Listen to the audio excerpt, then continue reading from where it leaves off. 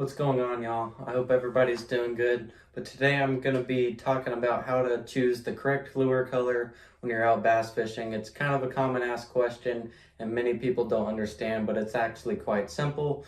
There's really three main things you're going to think of when choosing a lure color. You're going to think about first, what are those bass feeding on? Are they feeding on shad primarily, or are they feeding on sunfish, bluegill, and crawfish kind of colored baits up shallow?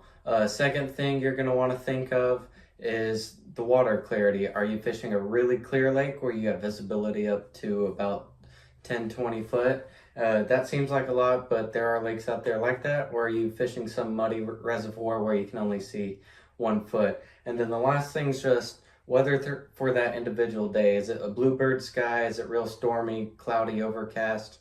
But those are the three things you're going to think about when choosing colors. And to go back to that first thing I talked about, and what are they feeding on? If they're feeding on shad, I'm going to be throwing kind of those shad colors. And all the baits I have with me, just to be noted, are all skirted baits. I got chatterbait, spinner baits, and a jig with me. But what I'm fixing to share can work with soft plastics, spinner baits, anything. I'm keeping it simple today and just showing and talking about the colors. But if those bass are feeding up on shad, you're going to want to throw those shad colors, kind of a gray, white, and chartreuse, or like I got here, sexy shad, white, yellow, blue. All white's another popular one. I just don't have one with me. But whereas if those, sorry, I dropped that spinner bait. Whereas if those bass are feeding on crawfish, bluegill, I'm going to be throwing a green pumpkin, a watermelon, something with some blue, maybe even some red like this chatterbait here, or even just a simple black and blue.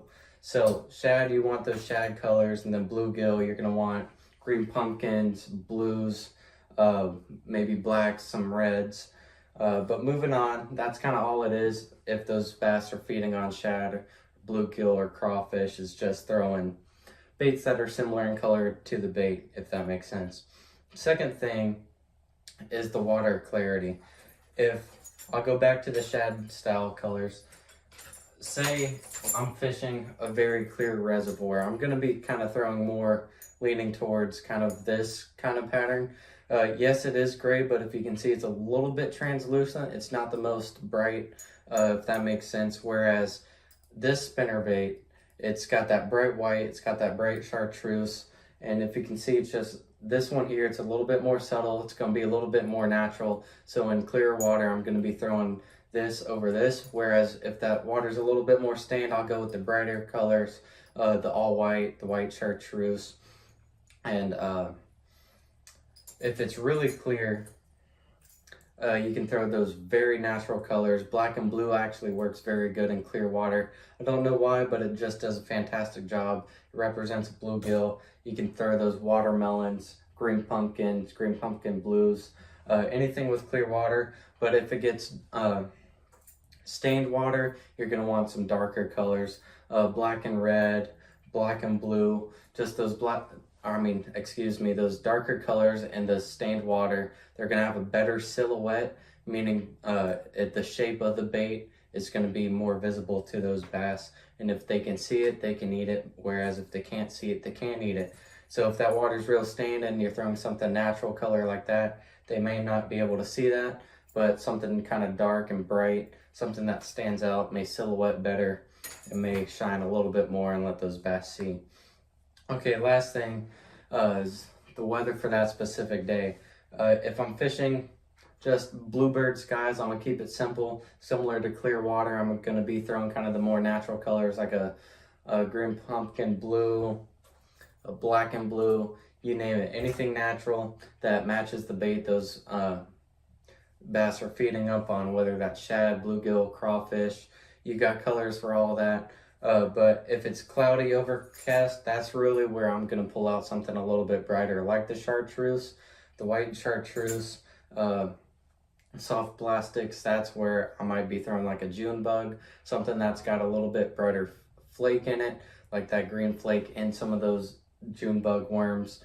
It's just something to think about, because when it's cloudy, I tend to go for something that has a little bit of flash, so that way it kind of stands out when it's kind of gloomy outside, and those bass can pick up on it and read it easy.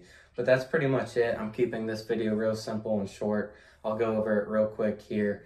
But first thing, just pick something that matches the bait, whether it's shad or bluegill or crawfish. Shad, you want those shad colors, white chartreuse, gray, silver, you name it. Bluegill, you want the blues, green pumpkins, black and blues. Murky water, you want those darker baits.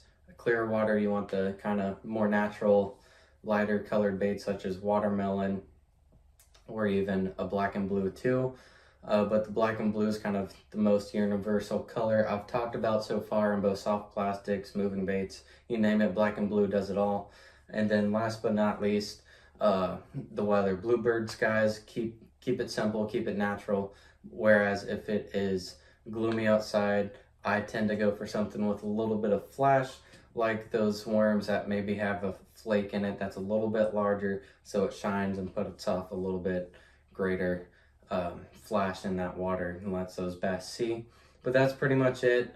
I'll probably make a more in-depth video in the future of how to choose colors. I might make a color video on specific baits such as a crankbait, but stay tuned, because that could be in the near future, it could be well in the future. I don't know when I'm gonna make it, but if this video helped, it was very simple, but if it still helped, please hit that thumbs up button.